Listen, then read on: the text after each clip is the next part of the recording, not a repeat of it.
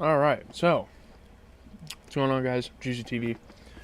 And as we kind of close out The Walking Dead, the last, 15 to 16 episodes, I'm going to be doing a little longer of a video format because we're getting close to the end of the series. We need to be a little bit more in depth, and there's a lot of discussion points with, the last phase of the show.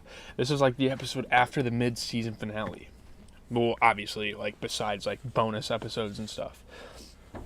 But, yeah, we're going to use, Entertainment Weekly, all sorts of people to kind of talk about this, give some big points. So if it wasn't for the Walking Dead showrunner Angela Kang completely shooting down the Nagy shippers, it was really starting to look like all this tense cozying up between Lauren Cohan's Maggie and Jeffrey Dean Morgan's Negan was leading to some kind of romantic entanglement, which would have been insane and would have been a crazy turning point for the show. Now, after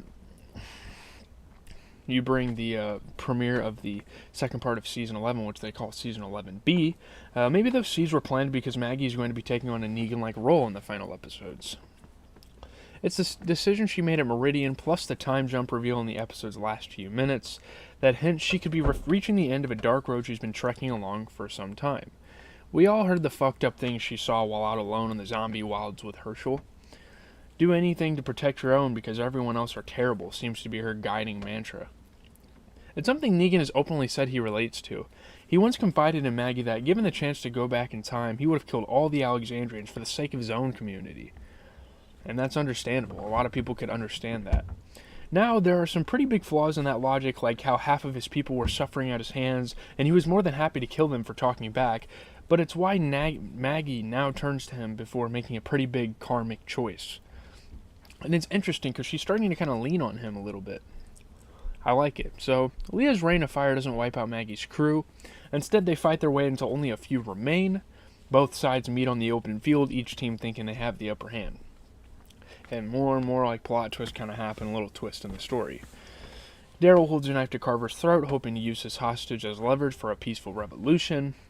But he doesn't know that Leah secretly has a sniper fixed on them, and after she gets Carver back, it's looking like everyone is going to be executed, and at least someone's going to die, maybe even Elijah. That's kind of what you think.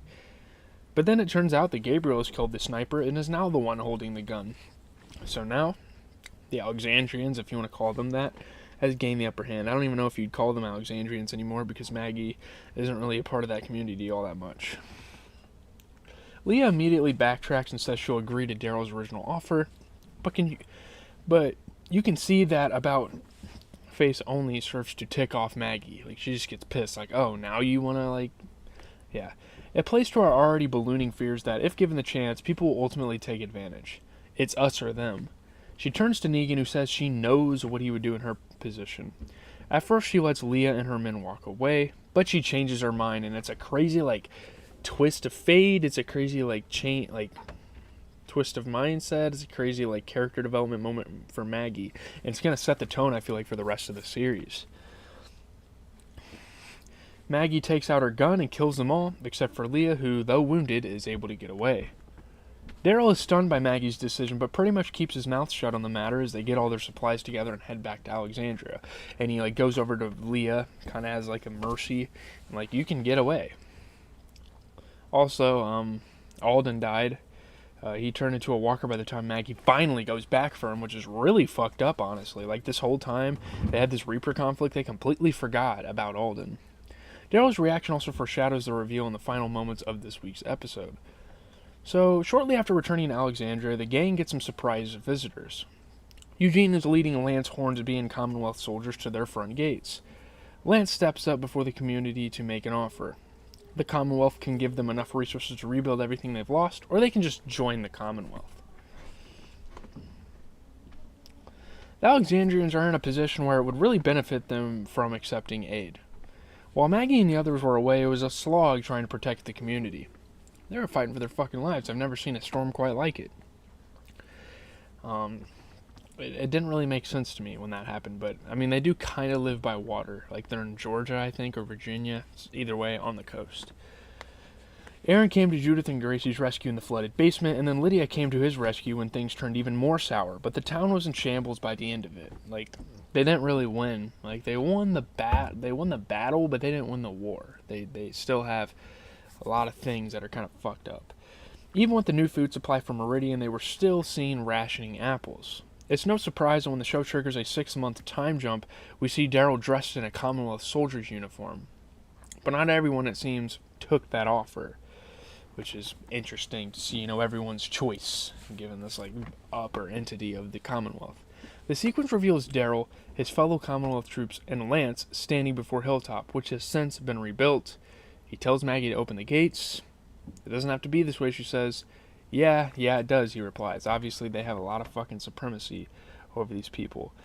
You know what? Now that I think about it, this isn't going to be a very long prompt because we're summing it up. I mean, I don't know. So now, sometimes these kind of time jumps can be misleading. Although it seems that this is setting up a Maggie versus Daryl civil war, it's also just as plausible that Daryl is playing along, like he did with the Reapers, and is still on Maggie's side. Which is genius because his character's really good at that. He's really good at being sly, he tracks people, he knows everyone's next move, and that's what makes him so valuable of a character, and that's probably why they haven't killed him off. He has so many skills, and he has so many traits as a character that they can utilize through their story. What we do know from The Walking Dead Season 11, the teasers going into it, is that Daryl isn't the only one who ends up joining the Commonwealth, at least at first. Carol, Magna, Rosita, Connie, and Kelly are all spotted inside Commonwealth grounds in various societal roles, while Elijah sticks with Maggie at Hilltop. I don't know why the trailers decided to spoil that for us, but I guess that's a miscue on The Walking Dead's part. So when do things go south? How do things go south? Those answers are yet to be discovered, but Maggie's Negan-esque dissent doesn't seem to jive with the Commonwealth's code of conduct. And I really like it. I really like Maggie's kind of character development. I like the role she kind of has in the series now. I'm a pretty big fan of it. So yeah, I don't really have much to say. I have to do a weekly track roundup. We're going to be talking about a handful of tracks and then the Post Malone album. That's obviously what everyone wants me to talk about. But yeah, Maggie, pretty interesting character. We're going to see her lead Hilltop against Commonwealth because pretty much everyone else is going to be joining the Commonwealth. And that's pretty much predictable. I guess you don't really need to watch a trailer to know that or to hint at that. But leave a like, comment, subscribe. I really appreciate you guys. Some decent support on the Travis Scott video. Hell, the fucking prediction video got more views than the album reaction, which is kind of crazy.